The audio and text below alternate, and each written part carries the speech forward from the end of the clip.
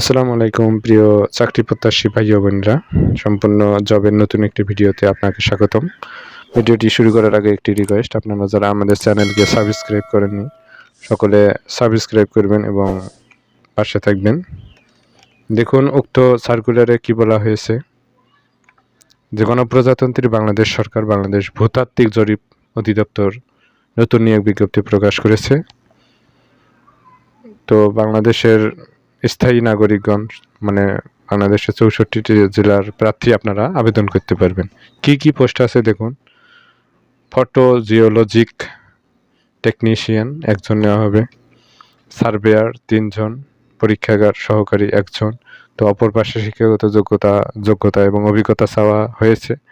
তারপর হচ্ছে 60 মুদ্রাক্ষরী cum computer operator, তারপর হচ্ছে অফিস সহকারী কাম কম্পিউটার মুদ্রাক্ষরিক।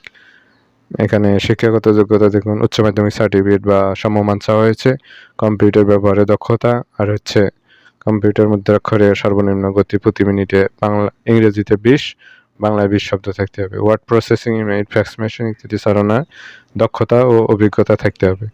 তারপর 6 নম্বরে দেওয়া আছে কম্পিউটার মুদ্রাক্ষরিক 3 জন নেওয়া হবে। তারপর হচ্ছে জাদুঘর পরিচালক, এখানে পরিচালক 2 জন নেওয়া হবে। ড্রাইভার গ্রেড 2 5 জন নেওয়া হবে। ড্রিলিং অ্যাসিস্ট্যান্ট 6 জন নেওয়া হবে।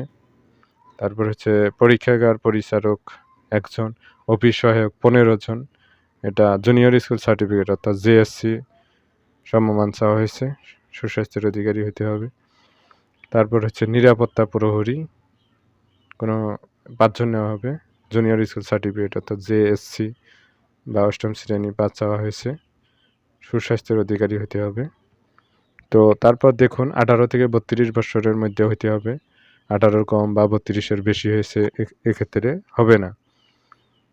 তারপর এখানে আরও গুরুত্বপূর্ণ কি কি তারা সার্কুলারে উল্লেখ করেছে আপনারা দেখুন। এই লিঙ্কটা আমরা ভিডিও ডেসক্রিপশনে দিব, তাহলে সেখান থেকে আপনারা আবেদন করতে পারবেন। তারপর দেখুন আবেদন শুরুর তারিখ হচ্ছে 8/7/2026, 10টা থেকে শুরু হবে। আর হচ্ছে লাস্ট ডেট, এই সার্কুলারটা লাস্ট ডেট হচ্ছে 28/4/2026। তো এই সময়ের ভিতরে আপনাদের অনলাইনে এই লিঙ্কের মাধ্যমে আবেদন করতে হবে। ছবি হবে 300x300 আর স্বাক্ষর হবে 300x80। এগুলো আগে থেকে এডিট করে মানে ফোনে বা পিসিতে আপনারা রাখবেন। শুধু অ্যাপ্লিকেশন করার সময় শুধু আপলোড দিলেই হবে, কোনো প্রকার অ্যাপ্লিকেশন করার সময় ভুল করা যাবে না। আর অ্যাপ্লিকেশন করার পর আপনাকে মানে টেলিটক সিমের মাধ্যমে পেমেন্ট করতে হবে। তো কিভাবে করবেন টেলিটক সিম দিয়ে, এখানে এক্সাম্পল দেওয়া আছে। জিএসবি দিয়ে ইউজার আইডি লিখতে হবে, মানে অ্যাপ্লিকেশন করার পর আপনি যে ইউজার আইডি পাবেন এভাবে। তো তারপর দ্বিতীয় এসএমএস এভাবে করবেন, জিএসবি স্পেস দিয়ে ইয়েস, তারপর পিন নাম্বার লিখে আবার 16222 আপনাকে সেন্ড করতে হবে।